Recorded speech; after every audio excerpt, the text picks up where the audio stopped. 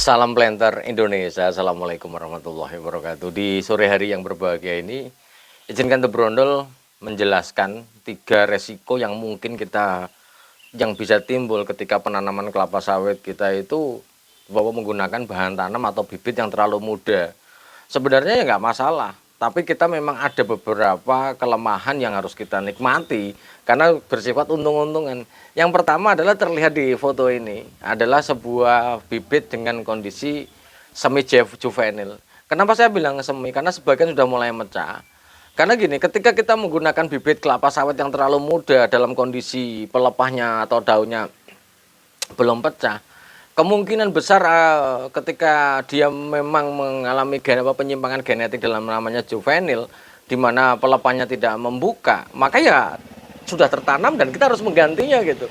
Karena ada afkir genetik di pembibitan kelapa sawit yang dikenal namanya juvenil, di mana bahwa pelepahnya tidak membuka sampai gede pun nggak akan membuka, sehingga ketika kita gunakan sebagai bahan tanam, apakah bisa disembuhkan? Jawabannya adalah tidak bisa disembuhkan, alias kita harus menggantinya. Jadi ini yang pertama adalah bahwa kemungkinan afkir genetik di pembibitan yang tidak bisa terdeteksi. Karena bahwa ketika kita ngomongin juvenil, sahabat Brondol semuanya, maka juvenil bisa terdeteksi di seleksi akhir ataupun misalnya di 7 bulan, 8 bulan itu baru terdeteksi. Karena kalau misalnya dulu misalnya kita nanam belum mekar semuanya, ya kita nggak tahu apakah dia juvenil, apakah memang umurnya belum cukup gitu, sehingga ketika ditanam di usia 5 bulan 6 bulan ya ini kita belum kentara banget untuk membedakan apakah dia mengalami penyimpangan genetik juvenil atau tidak. Kemudian yang kedua, ketika kita menggunakan bibit-bibit yang muda di 5 bulan 6 bulan, bahkan ada juga sahabat Brondol yang menggunakan 4 bulan, ya sebenarnya nggak ada masalah, balik lagi nggak ada masalah. Tapi resiko yang harus kita tanggung yang kedua adalah bahwa dengan umur bibit yang terlalu muda ini, maka resiko terhadap serangan hama adalah sangat rentan sekali.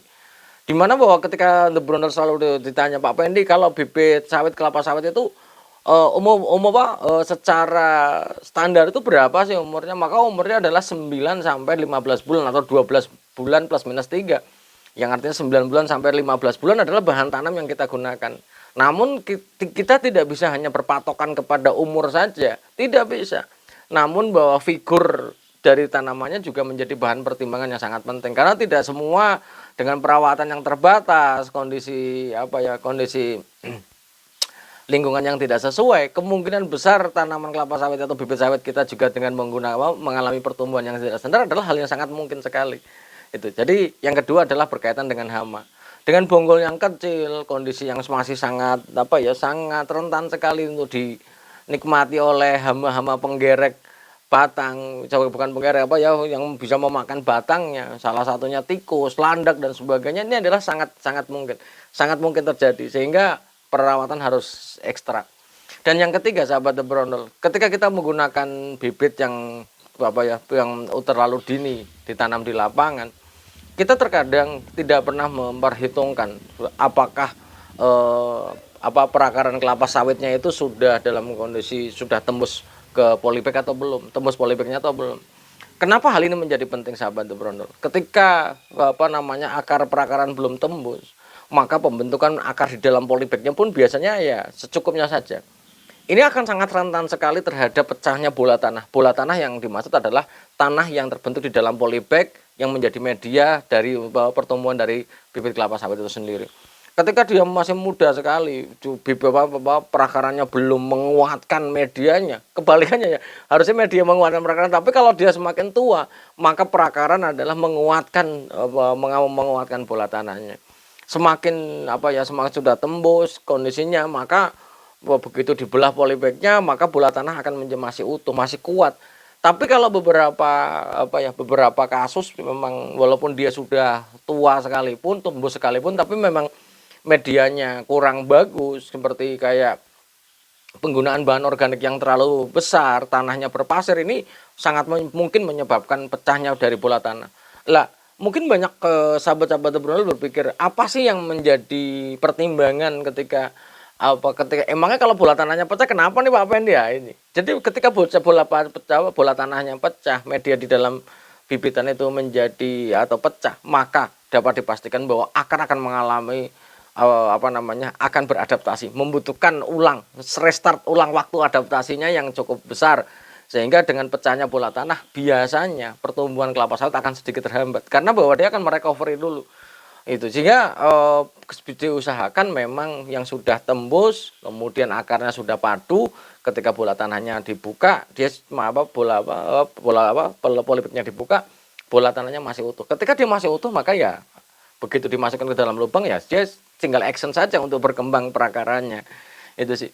Sehingga mungkin akan berbanding terbalik sahabat Brondol. Ketika banyak orang yang berpikir bahwa saya harus pakai bibit yang tua-tua saja gitu. Jadi kalau kita menggunakan bibit di usia 26 bulan atau 3 tahunan mau digunakan sebagai bahan tanam, bagaimana nih Pak Pendi? Maka stresnya panjang. Resiko terbesar ketika kita menggunakan bibit-bibit terlalu tua, maka stresnya cukup panjang. Lah, ketika dia stres cukup panjang, berarti panen perdananya bisa mundur, Pak Pendi. Ya bisa saja, sangat mungkin terjadi kalau tanaman kita itu dalam kondisi yang stres, ya mungkin dia akan panen perdananya akan bisa mundur.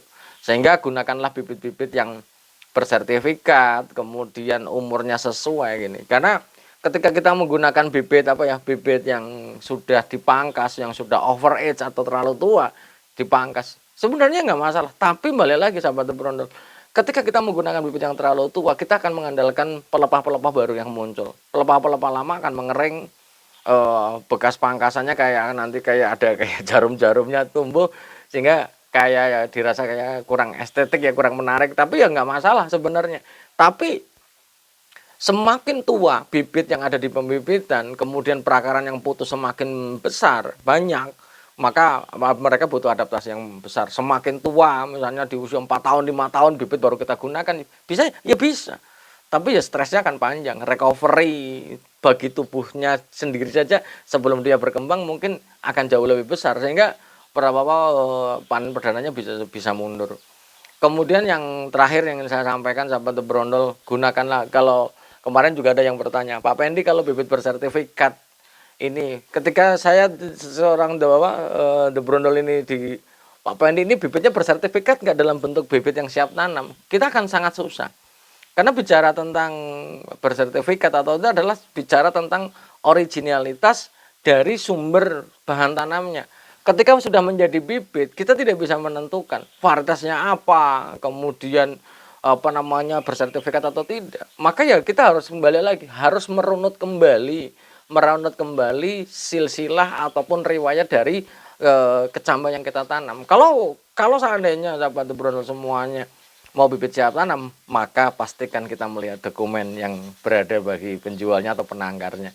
Ketika dia dokumennya lengkap dan bagus, ataupun asli, original, dan sesuai, maka ya bisa kita gunakan. Mungkin itu saja dulu yang dapat saya sampaikan pada kesempatan di sore hari yang berbahagia ini. Intinya gunakanlah bibit bersertifikat untuk ditanam dengan usia yang standar, 9-12 bulan akan jauh lebih baik.